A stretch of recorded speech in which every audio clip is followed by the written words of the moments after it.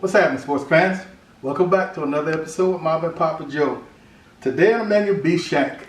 If you watch this entire video, Papa Joe is going to show you how Mom and I made this awesome whole beef shank. If this is your first time to our channel, stick around. Hit that subscribe button. Let's get started. So here's that beautiful piece of meat that I spoke of earlier, man. This is a whole shank.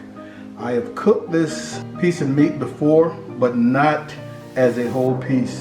In the past, it's been sliced into like two-inch pieces. But man, this is beautiful. It's been trussed already by the butcher. Most of the silver skin, they did a good job of removing the majority of the silver skin. So all I've really got to do right now is just season. First thing I'm going to do is take a little olive oil and just give it a nice brushing. Beef and olive oil go really well together. Keep in mind, this is one of those pieces of meat, man, that is a working muscle. Does the majority of the heavy lifting for these 1,000-pound animals. So it's going to be tough. Requires longer, slower cooking. This is going to be smoked first and then braised. I'm going to come back with some Italian seasoning. A little rosemary, black pepper, salt. Feel free to use whatever your favorite rubs might be, or if you want to just keep it simple and do black pepper and salt, that's just fine. And my last, a little perfecto. That beautiful color it's going to provide. So we're going to set this aside, and we're going to do one more thing before we head outside and get this grill cranked up. So I've got onions, celery, and some carrots into this pan. I'm going to season this with those same seasonings and herbs that I added to that shank.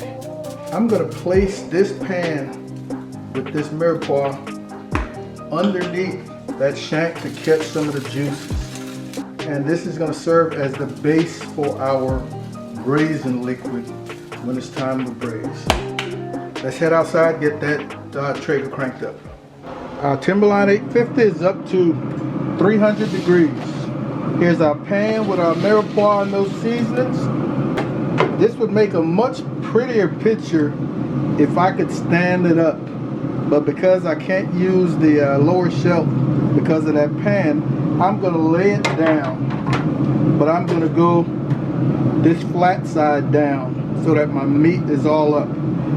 So 300 degrees, and I'm anticipating 2.5, maybe 3 hours till I'm satisfied with that color. And then we'll look at starting the braising process. Ooh, she looks good. Alright, while our shank is on that Traeger getting that beautiful color, we are going to start working on our braising liquid. We're going to start with just about 3 cups of beef stock, 1 cup of a red wine of your choosing. Make sure it's a good red wine, something that you want to drink.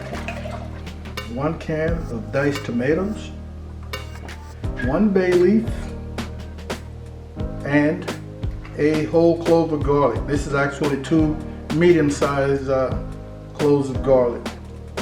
We're going to put this on the stove, allow it to reduce by just about 1/3, and this is going to be the liquid that we add to the shank when it's time to put it in the pan to start that braising process. Here we are at 2 hours. Let's see what we're looking like. Oh, that color is beautiful, man. Lots of juices collected. I think we're about a half an hour out. Just a little. I can't believe it's not butter.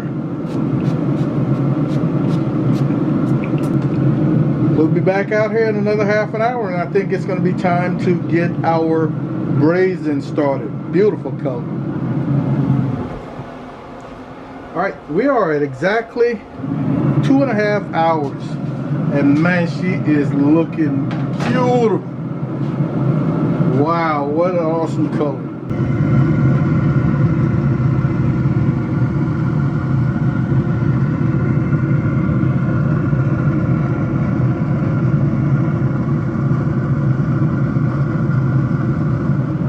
Let's get her off.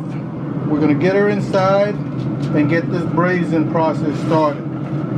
Nice fats and oils and juices. Our veggies have kind of roasted pretty nicely, man. We've got our veggies, all that goodness. We don't want to leave that behind. I'm going to take some of this hot braising liquid and just try to scrape this up. All this goodness. Oh yeah. And now we're coming in. Oh. And all of the rest of it. I don't know that I have enough liquid. I want this a little higher, so I'm going to add some more beef stock. I think that's going to do us. Let's get this back on the grill. We're going to start checking in about 2 hours. Hour and a half to 2 hours to see where we are. All right. Here we are, folks. We've been off for almost 45 minutes. Still pretty warm. Man, she's shrunk. Really pulled back. But nice and tender. I don't want it falling apart. What I'm going to do right now is remove it, and I am going to strain this gravy out of this pan. Well, it's not a gravy yet, but this braising liquid. And if you wanted to make a gravy with these veggies and everything else in here, you absolutely could. I do not. So I'm going to defat it first, and then put it on the stove with a little cornstarch slurry just to thicken it up a bit. Taste it for seasoning, and then we will come back and put together a platter of some sort. I've seen where people will take this to a food processor and include it in their gravy. I never have. Fat separator, you can see the fat already rising to the top. Pull out my stopper and then pour off the good stuff into my pot. Let's see if we can't make this do what it do, man. Oh, look at that beast right there. And we're gonna come back now with some of this silky gravy. Wow. All right, now we're just gonna go all over. Oh my, oh my.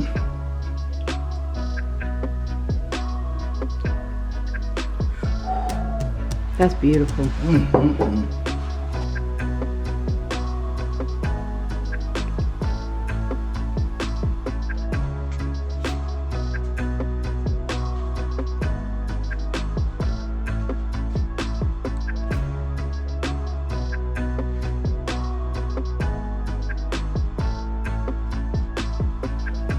Time for the taste test.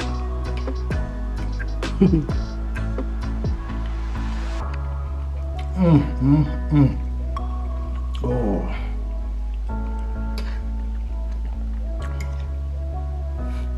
That gravy is delicious. The broccolini.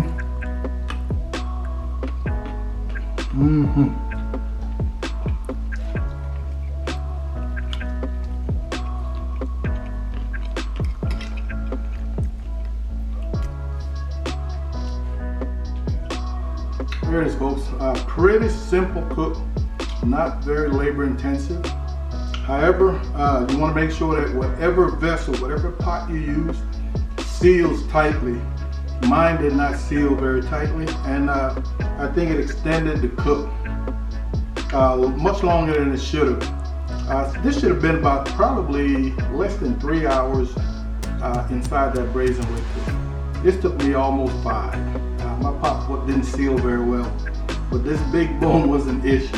I want to thank you guys for hanging out with Mom and Papa Joe once again. If you haven't yet, hit that subscribe button. We appreciate it. Go ahead and smash it. Be on the lookout for our live stream on Thursday. This Thursday we've got Neil, Big Mr. Strawder, on as our guest. And don't forget our Friday video. You guys take care of yourselves, look out for each other, and we'll see you when we see you. Holla!